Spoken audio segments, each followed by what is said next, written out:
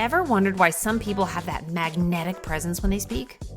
How can you unlock the secrets of authentic communication and become a powerhouse of influence?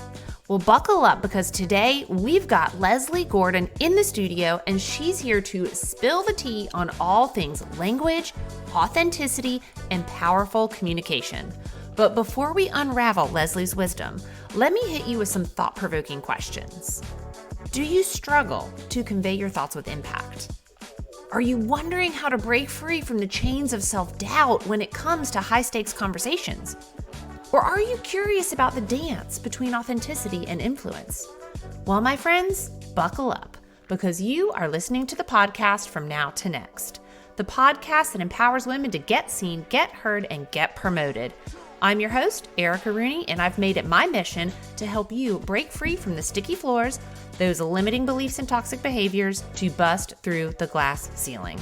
I'm obsessed with all things growth and abundance, and I'm here to talk you through the tried and true secrets to get you to level up your career and your life. We talk about the hard stuff here: imposter syndrome, perfectionism, fear, and burnout. So pull up a seat, pop in an earbud, and let's dive in. Today's guest, Leslie Gordon, is all about helping people speak with greater confidence, greater effectiveness, and to truly tune in to their authenticity. So I'm super pumped to have her today because that is what we need more of in 24 is authentic leadership, especially authentic women. So Leslie, welcome. How are you today? Thank you so much, Erica. I am terrific and super excited to be here. And did you know that, since you mentioned it, I'll just jump off of that. I believe it's the Merriam-Webster dictionary has said that authenticity is their word for 2024. So, no way. Yes, yes, yes. All right. Well, super I love excited that. About We're that. Kicking off the new year right in style. We are. Then. In line with the dictionary. I mean, you can't do better than that. Oh my gosh. Well, Leslie, tell me a bit about you. Who are you and what's your story? Yeah, thank you. My story is that I'm a lifelong language and speech lover. From my earliest memories, I've been all about the sounds we make and the way we speak to each other and the way we get to know each other by speaking and conversing and using this amazing toolkit that we have. Before I even really had a name for it, I was fascinated by it. And it put me on a beautiful path throughout my life to learn languages and teach about how, as humans, we have this amazing capacity for speaking, connecting with others, and being heard and being felt. And it's really always been the undercurrent of everything for me. All of my life experiences, my education, and now in the last few years, this growing desire to be in my own business, to do the things that really inspire me to help others. And as I'm finding more and more people are craving this feeling of authenticity when they communicate with others. And it's just led me to a beautiful place. So I'm very grateful for all that has led me up to this point. Yeah. Well, you mentioned language geek. Yeah. And you mentioned, just people wanting to be seen, wanting to be felt, wanting to be heard. And as an executive coach and a chief people officer, that is what I always hear as well. And a lot of times that's where a lot of conflict stems from, is people don't know how they want to communicate, or they're not communicating in a way that allows them to be heard and be felt and be seen. And so I think that is huge. And, I love this idea. How many languages do you speak? It's the favorite question. I would say I speak two fluently, could fall out of bed, English and Spanish easily. Portuguese, which might need a little dusting off. I don't use it that much. And then I know enough to be dangerous in a few other languages. Wow. Can read and understand some other languages. It's the linguist's brain. We listen for patterns, we listen for codes, we can get into something unknown and figure out just enough to sort of run with it. Well, you're a good person to travel with. Oh, yes. And it's interesting because when I do travel, I, of course, like to travel to the countries where I can speak the language because it really bumps up the travel experience. But when I travel to a place I don't know the language, I feel this horrific burden, almost feeling guilty that I can't communicate with the locals, because that is something that's always meant so much to me. But that's okay. It's an adventure not knowing. It also teaches you to rely on other skills. So the first thing that being a language coach and like me sitting here talking to you, I think about, I've always had this desire to learn another language, but I get hung up on the perfectionism of it, that if I can't Yes. speak it or understand it, like I just shouldn't at all. Yes. So do you get a lot of people who struggle with this perfectionist tendency that if they can't get it right, they just shouldn't try? Absolutely. And I am a chief perfectionist. So I know that mindset, and it's very rewarding for me to go in and help a person untangle what's in their mind. In fact, one of the prongs of my coaching approach is the mindset, and that has several pieces to it. But we have to go in there. We have to go into that space and untangle why it is that we put this pressure on ourselves to be perfect, to have the perfect message, to be able to deliver a message that's flawless, that's not subject to disagreements or challenges, and that's just not natural. In fact, we don't learn, just to take it back to learning language and learning speech in our early moments, we don't learn in a perfect environment. We don't hear perfect models. We don't utter perfect models. But yet, as we go through life, for various reasons, maybe we strap that on ourselves. If we're perfectionists like I am, we have to have the thing fully and perfectly formed before we say it. Or maybe there's been some negative experience in the lifespan that has resulted in a lingering fear, some bad taste in your mouth about speaking in a certain environment or with a certain type of person or on a topic. And so all of these things really need to be untangled for the deep, deep work about our speech experience, whether that's just communicating in a specific environment like professionals. I'm sure we'll talk about that here. Or I do a lot of work around accents. So people who have an accent that they want to modify, or even actors who are adopting an accent. That's the really, really weedy stuff I love to do with speech, because it does tell the story. All of these things tell our story, and that story can be imperfect, and the telling of it can be imperfect. It's really more about connection rather than perfection. Mm, I love that connection, not perfection. Hmm. And I want to talk a little bit about perfectionism as a sticky floor. But as you Yes. were talking, this light bulb moment was happening in my head about, God, it has to be so hard to change the way you speak, especially if you Yes. have an accent. And I'm sitting here and I'm like, is that even possible? And all while you're talking, at the same time, I'm like, well, obviously it's possible because all of these actors do it. But I Hmm. love this as a metaphor for like, if anything is going to be tough, it's going to be changing the way you speak because that is so automatic. But if you can change the way you speak, you can change the way you talk to yourself, the way you think about yourself, all of those things. You were talking about Yes. mindset. Is that part of the work you do in Yes. your mindset approach? It is. And wow, you just said so many things. You touched on so many things. I hope you wrote it down and we can attack it all as we go. But absolutely. So there is a negative self-talk reel that we all have. And when I work, especially with my one-on-one clients, it's one of the first things that we address, because we are very hard on ourselves. We have a narrative, again, this narrative of perfection. And the first thing that goes wrong starts that tape going. And then you can't really concentrate on your message and on your connection because the voice is talking to you. And that voice can be so unkind. And it can grow to the point with some people that they anticipate the voice before they speak. And it really keeps them closed down and avoiding moments where they should be speaking and connecting and could have rich exchanges, but again they're fearing that voice that's going to start up before they even say anything. So yes, digging into the mindset is early work, but it's really also an undercurrent throughout a coaching or teaching experience. It's something that we can come back to as progress is made and revisit, and eventually your own voice gets to be more strong and powerful than the voice in your head. And that's what it's all about: embodying and strengthening the voice that is you, that's authentically you, and not the mean one in your head. Mm. Yes. So is perfectionism one of your sticky floors? It is, in that I had a perception for a long time that I needed to be on a track of success. I am an achiever, have always been, harder on myself than anyone has ever been. I set high standards, I work at them, And then I look for the next achievement.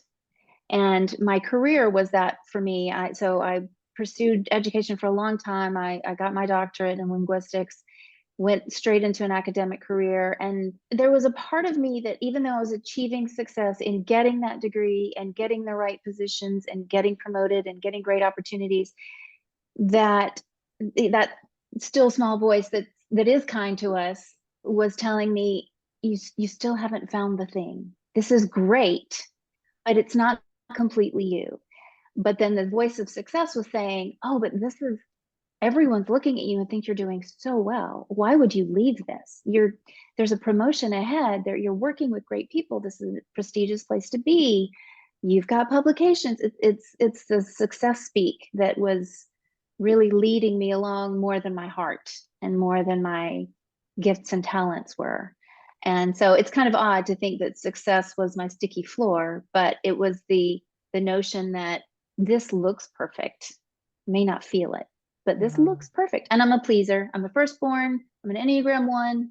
You do what's right. And that led me for so long to make decisions around how to form my career and what I was doing. So, So, how did you harness the courage that you needed to kind of confront that sticky floor of success speak, which I love that concept because I think so many people will really yeah. hear that and grab onto it as a me too motion. How Hmm. did you harness that power of courage to go after your dreams? It took a while. I'll be honest. I'm a planner, and I like to know 3 turns ahead, maybe more. It took a while for me dipping a toe in, working with a client, studying this thing, doing that thing to prove it to myself that I could do it. After a while, it was more intuitive than cerebral. It became a very physical and emotional experience that I was having to remain on the path that I was on rather than declaring to everyone, and most of all to myself, that I had this other thing that I had to go do. I have a sort of a pivotal moment that I often speak about when I do speaking engagements, that the most important conversation that I had was with my husband one night at midnight on the sofa. And he was part of this. He knew what I was working toward. We didn't have a date to put on it that I would leave my career and go do this other thing full time. But it got to the point that it was the knot in my stomach and the weight on my chest, just knowing I'm not doing the thing that I need to be doing. And it hurts me not to do that thing. And so that's what I told him one night on the sofa. I'm there and I can't wait anymore. And the next day I went in to my boss at work and I told her that I was resigning. And it was a conversation that I knew had been coming, but it turned out to be a great conversation because this is where I sort of walk the talk, so to speak, because I was in the right mindset, I was in my body and in my breath, and I was speaking purposefully about something very important, and it ended up being an amazing conversation, one that should have had me in knots, feeling guilty, questioning the words I was saying even as I was saying them, but it wasn't.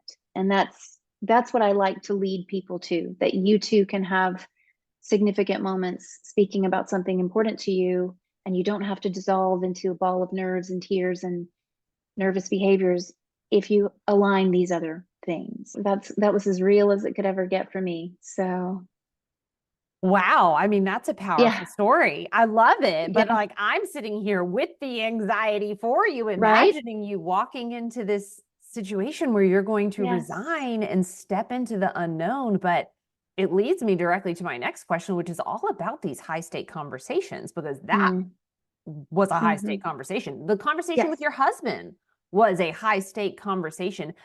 Why are these so hard to have?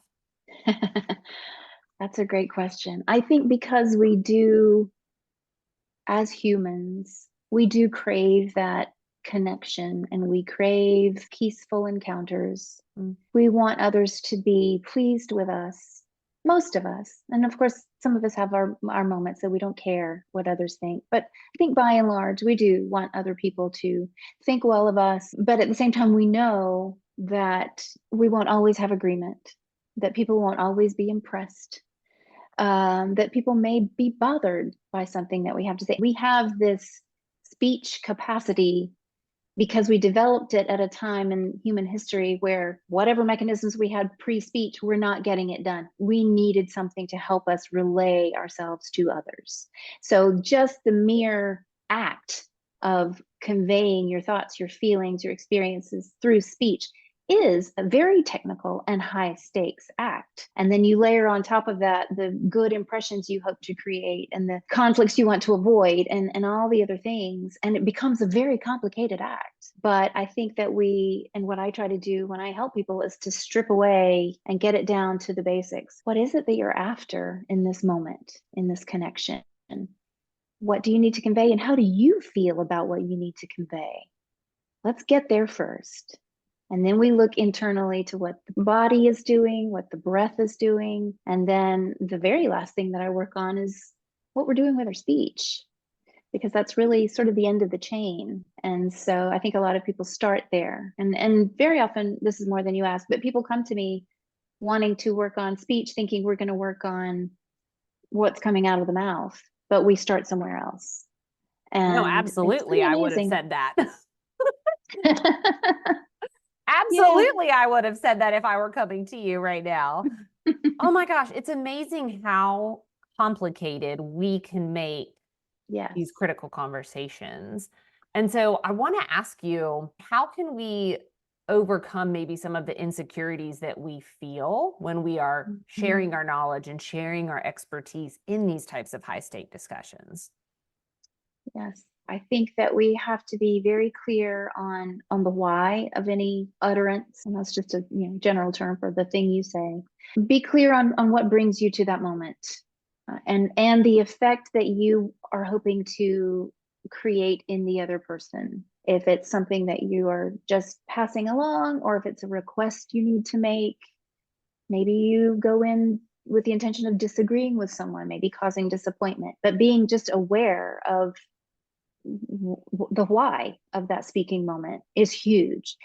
You said this a minute ago. I think you referred to the technical nature of speech that we're so good at, that's so automatic. That automaticity of it, that ease of it, is actually part of what makes it so complicated for us, because we don't take the time to think purposefully about what we're trying to communicate. And then our speech just runs ahead of us. And so that's where we may put ourselves in situations where our speech is not aligned with our intention and our goal. And then, of course, everything else that comes in the package. If you're nervous in your breathing, if your breath rate is out of control, that sends a signal to others that you're not certain. So it's really a sort of a package deal. But by opening the different compartments, what's going on in your mind, what's going on in your body, and then working on those separately and then working on them together, we can take a person who is uncertain of that high stakes experience and probably making it more complicated than it needs to be, and making it something that's simple, straightforward, and can do. And that makes the whole communication act much more positive for all parties. So when you think about some of these high stake conversations and the nerves that come along with it, whether it is presenting at a keynote or presenting to a boardroom or just asking your boss for a raise, knowing the why, step one, right? We know why we want to do this or why we need to do this. What is the next thing that everyone should be paying attention to when delivering a message? Well, from there, I like to lead a client or a group through what's happening in your body. Your speech and your voice are housed in your body, and whatever's going on in the body is naturally going to affect speech and voice. These things all work together. And so to have a quality in your speech or voice that has an impact, you need to know what you're transmitting. And so are you delivering that message on a stream of nerves and agitation? Because you may say the right words, but if it's sent with the wrong energy, then it creates a mixed signal. Or can you become aware of what's going on in your body so that you can provide the right type of energy? And here's the magical part. Many people that I work with come to me saying, yes, I want to do that. I want to have that effect on people. I want to sound this way or that way. Help me work on that. But the beauty of it is that when they learn those skills, the ones they're having the best effect on are themselves, because they can learn to monitor and calm and soothe. And very, very often, the thing that they feared most when they begin the work is the thing that becomes their comfort. And it's a really beautiful thing to see and to feel. And that's actually part of my story. I've learned to take the moments that used to cause me anxiety and use the tools that I have. And now I can get through those moments feeling certain, feeling authentic, feeling that I know the effect I'm trying to produce in someone else. As you were talking, I was just imagining a lot of these high stake conversations, even if you know your why, even if you know you're going to go in there and have this conversation that could be challenging, you get that first message out and then you get a response back, right? And that response Yes. might cause Yes. agitation or frustration or feeling like you are not being seen and heard and understood. And like I speak this from my own Right. experience. What are some of the tools that women can use to really kind of get out of that headspace, that emotional headspace, and kind of bring the Mhm. energy level down to a calm so that you can then respond in a way Mhm. that gives you the impact you want? That's a terrific question. And yes, so you bring up another important part of the cycle is that in speaking, you very seldom are just speaking with yourself. There's someone else, right? There's someone else, and they are affected by your words. And maybe it won't go the way you think on your opening line, right? And that's because it's an energy exchange. Conversation is an exchange of energy. And your first attempt may not land with that person the way you think, and they're going to have a response.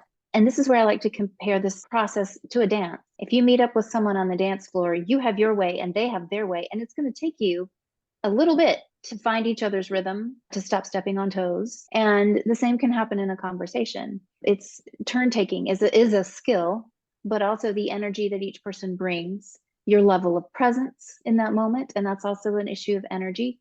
And so learning to manage your energy level, but part of that, and you hinted at this as well, is taking that emotional effect, that emotional response out of it. One thing that I very often work with people on achieving is that it sort of goes back to that self-talk we were speaking of earlier, but doing a thing without judgment.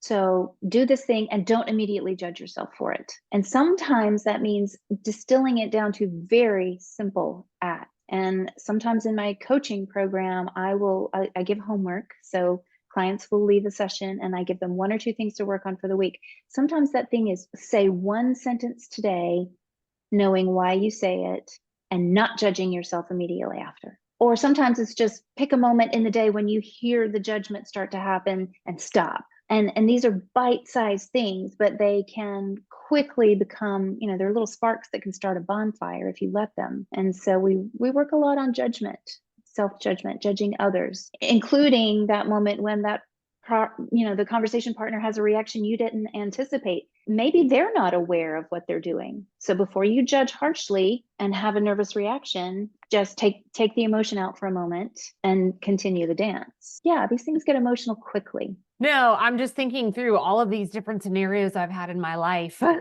conversations that I wish had gone differently, both from Yeah. my side and from the other side. And I do think that if you are really trying to climb this corporate ladder of success anywhere in any area of life, it doesn't have to be corporate, this gift to be intentional about what you say, to calm your Mm-hmm. mind and to say these things Mm-hmm. without judgment, because you will Mm-hmm. misspeak. You will That's say right. things with the wrong tone or the wrong impact, and it won't land that way. Being able to move past that and forgive Mm-hmm. yourself and not judge it is going to be the key to actually being successful to speaking with authenticity. Absolutely. Oh, that is so Absolutely. powerful. I would love, Leslie, to hear, this is the question I ask all of my guests. If you could Okay. go back in time, Leslie, Uh, to Leslie who's in this job that she loves the success of it, she loves the look of it. Everything looks and feels great on paper, but she's right. just not in alignment with what she feels her true Mm-hmm. purpose is. Mm-hmm. What piece of advice would you give that Leslie today? I would tell her to trust her intuition. We know ourselves better than we give ourselves credit for. And I know this is not exclusive to women, but so often I do have this conversation with women that we wait too long to do something for ourselves because there's so many other concerns. What will my family think? Will my family be affected if I do this? What will my employers think? Or will my colleagues think? Friends, whatever it is. But you are your best compass. And I think that if I could go back and tell tell earlier Leslie this message, it would be, this thing you're thinking of that will not leave your mind is so aligned with who you've always been. Take the risk. You will be okay. Just go ahead and lean in hard.